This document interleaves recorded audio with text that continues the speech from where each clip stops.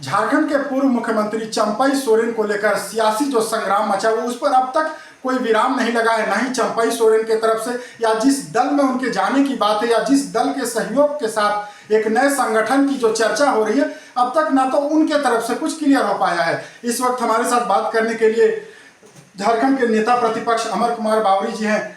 Sir, Champai Soren ji का जो दर्द है उसका दवा क्या बीजेपी के पास है? और जो माननीय चंपई सोरेन जी ने अपने सोशल मीडिया के माध्यम से जो अपनी पीड़ा बताई है, वो पीड़ा उस दल के बारे में बताई है जिसको उन्होंने 40 साल दे करके उसके नींवों को, जड़ों को उन्होंने सींचा था। अब ये उनके ऊपर है। उन्होंने 3 रास्ते तलाशने की बातें कही थी। एक को तो उन्होंने खारिज किया कि भाई हम संन्यास नहीं लेंगे। बाकी के 2 रास्ते पर वो आगे बढ़ रहे हैं। अब उनके साथ कौन क्या होगा, कहाँ से क्या होगा, ये पूरा सब्जेक्ट जो है ये डिपेंड करता है उनके ऊपर। वरिष्ठ नेता हैं, ऑफिशियली कोई बात तो कहेंगे तब फिर हम लोग उसमें अपनी बातों को रख पाएंगे। जेएमएम की तरफ से तो ये आरोप लग रहा है कि इस पूरे प्रकरण के पीछे बीजेपी का हाथ है और कोल्हान में चूंकि बीजेपी का सफाया हो गया तो अपने आप को मजबूत करने के लिए इस तरीके से तोड़-जोड़ की राजनीति हो रही है। जेएमएम के साथ दिक्कत ये है कि नाच न जाने आंगन टेढ़ा, उनकी एक कहावत है। वो अपने लोगों को, अपने बातों को ठीक नहीं रख पाते हैं, एलिगेशन बीजेपी पर लगाते हैं। चंपई सोरेन जी ने जो आरोप लगाए हैं, अच्छा हो कि झारखंड मुक्ति मोर्चा उस पर क्लियरिफिकेशन दे, उस पर अपनी बातों को रखें। उन्होंने जो वंशवाद की राजनीति का एक विद्रूप चेहरा जो दिखाया है, पार्टी के अंदर कोई लोकतंत्र नहीं है, पार्टी का कार्यकारिणी का बैठक लंबे अरसे तक नहीं हुआ है, और कैसे एक निर्वाचित मुख्यमंत्री को, जो मुख्यमंत्री पद का दायित्व और पद और गोपनीयता का शपथ लिया है, उसको एक कॉल के माध्यम से सारे कार्यों से रोकने का आदेश जारी कर दिया था, फरमान जारी कर दिया जाता है। एक किस परिस्थिति में, किन परिस्थिति में, और जो बातें उन्होंने उल्लेखित की है विधायक दल के बारे में, वो सारे विषयों पर जवाब उनको देना चाहिए। लेकिन जो 2 विकल्पों का उन्होंने कहा कि अपना संगठन खड़ा करना या किसी ऐसे साथी की तलाश, तो क्या संगठन खड़ा करना और साथी की तलाश ये बीजेपी है? व्यक्तिगत रूप से आपको चंपई सोरेन जी से जानना होगा कि वो क्या चाहते हैं। भारतीय जनता पार्टी के पास इसका कोई उत्तर नहीं। लेकिन सवाल तो होता है ना नेता प्रतिपक्ष जी, क्योंकि जिस तरीके की जो घटना हुई है 1 महीने पहले हुई थी, लेकिन चंपई सोरेन जी का ये दर्द अब उभरा है और ये कहा जाता है कि वो जब बीजेपी के संपर्क में आए, आप लोगों के संपर्क में, किसने कहा बीजेपी के संपर्क में है? आप कोई एक आधार बताइएगा ना। मुख्यमंत्री ने भी पिछले दिनों कहा था कि मुख्यमंत्री भगवान है क्या? मुख्यमंत्री कह देगा वही सत्य हो जाएगा? मुख्यमंत्री को जवाब देना चाहिए ना कि भाई काहे चंपई सोरेन जी ने उनको त्यागा है, और जो एलिगेशन लगाए उस पर जवाब दीजिए ना।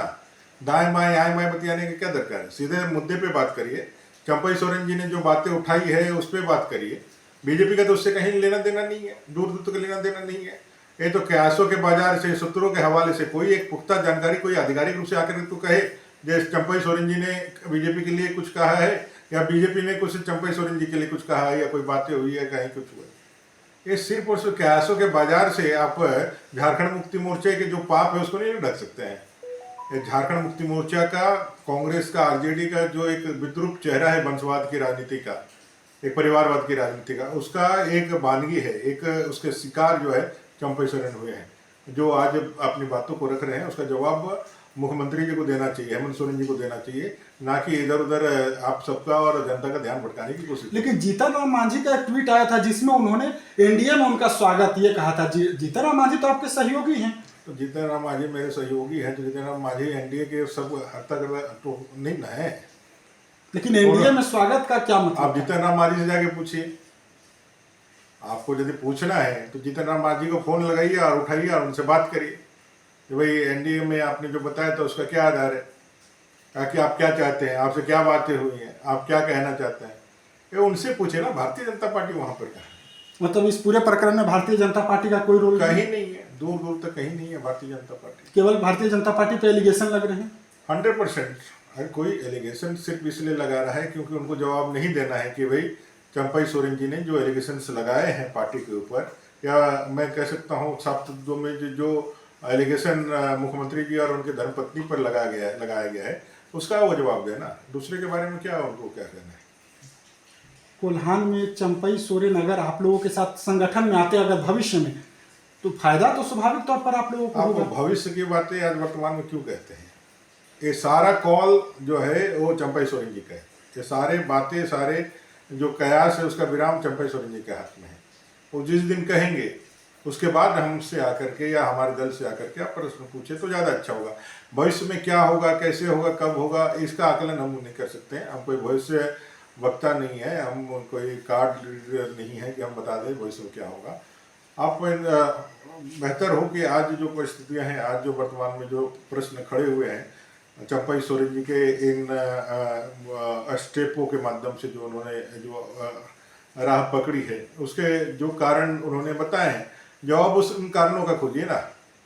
आप भारतीय जनता पार्टी को एलिगेशन लगा करके आप क्या हासिल होगा या क्या उससे मिलेगा? उस प्रश्न तो वहीं यथावत खड़े हैं जो आज से 4 दिन पहले, 5 दिन पहले चंपई सोरेन जी ने उठाया है। वो अभी भी रेजिस्टेंस करता है, वो खड़ा है। झारखंड मुक्ति मोर्चा को ऑफिशियली बताना चाहिए उन सारे आरोपों पर।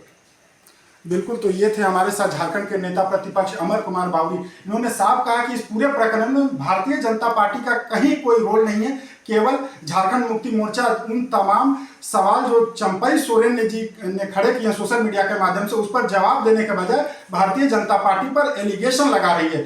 फिलहाल भारतीय जनता पार्टी अपने स्टैंड को क्लियर करे और यह करिए कि तमाम जो अटकलें हैं उस पर चंपई सोरेन ही क्लियर कर सकते हैं। अब देखना होगा कि चंपई सोरेन और बीजेपी का अगला स्टेप क्या होगा। TV9 भारतवर्ष के लिए रांची से मैं अशोक कुमार।